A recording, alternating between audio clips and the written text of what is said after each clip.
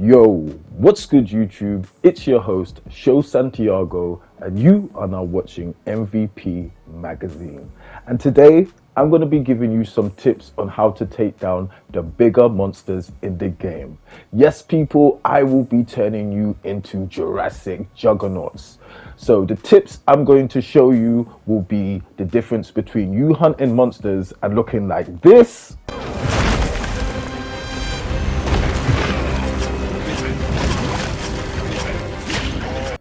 and you hunting monsters, beasting and looking like this.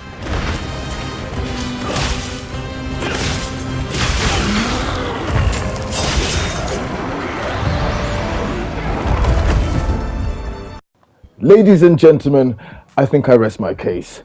Let's get into this video and into 21 years of Monster Hunter beasting experience. Let's go. Okay. First tip is real easy, but real important.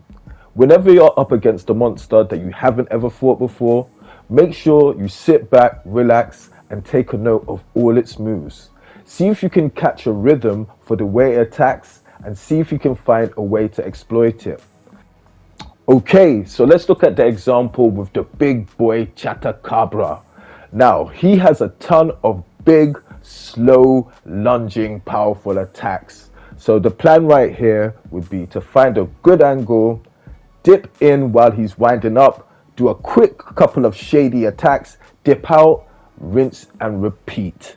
Now, do this enough times and it will be enough to send him and any other monster to that amphibian afterlife. Tip number 2. Do not get greedy. So I know when you're fighting these big monsters, it gets exciting, especially when you're in there doing these combos, doing some good damage. But the idea should be to get in there, then get back out before they have the chance to counterattack. Think of it almost like Final Fantasy back in the day, a turn-based JRPG, but just with a lot more fire and a lot more action. The idea should be to get in there, do some damage, then get into a safe place. And where's the safe place? Away from the monster. That's where a safe place is. So anywhere where you are not getting hit by the monster itself or any of its fiery special effects elemental damage, and yeah, you're pretty much in the right place. Now, between 2 to 3 attacks before you dodge should be the most you're going for, unless you've toppled the monster or knocked it down or got it stunned some way. Anything else is just kind of asking to be counterattacked and just lose like a ton of damage. So no, keep it brief, keep it meaningful, and then keep it out of there. Keep it moving, okay? Okay, on to the next tip. Now, the third tip is an oldie, but it has been used and passed around by veteran hunters since day one.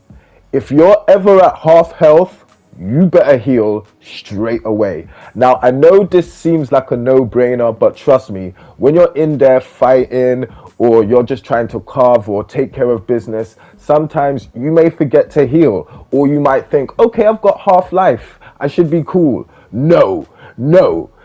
Too many things can go wrong in this game. Another monster could come into the setting.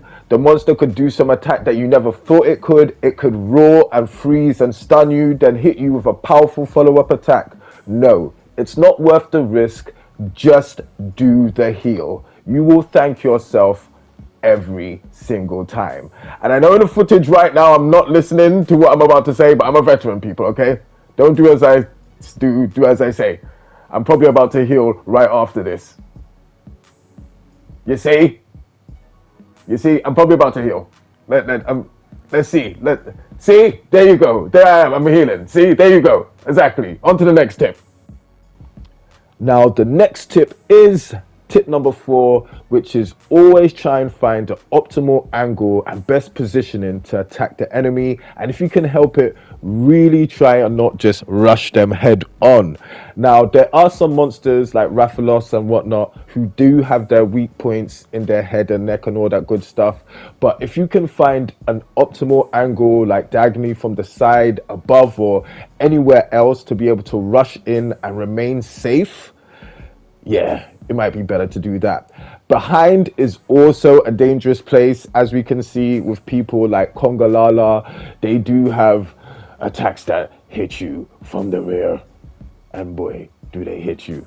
But yeah, best way is to find the optimal angle, check diagonally from the front or side, and it also allows you to see enemy attacks a lot more clearer. So if they're going to lunge, if they're going to do some kind of swipe or some kind of jump, you will usually see and have a great field of vision to avoid and counter attack.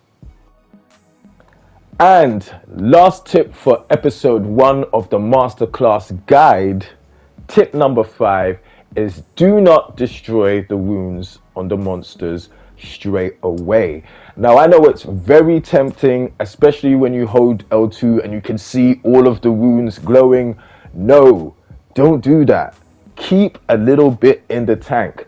Now, if you keep hitting the wounds while they're highlighted, you'll be doing more damage. So all the times when the enemy's got tons of wounds on it, as long as they're still highlighted and not broken, you will be doing more damage to that specific point whenever you hit it. So keep hitting it until the wounds break normally, or you get bored and you want to do that cool attack and knock the enemy on the floor.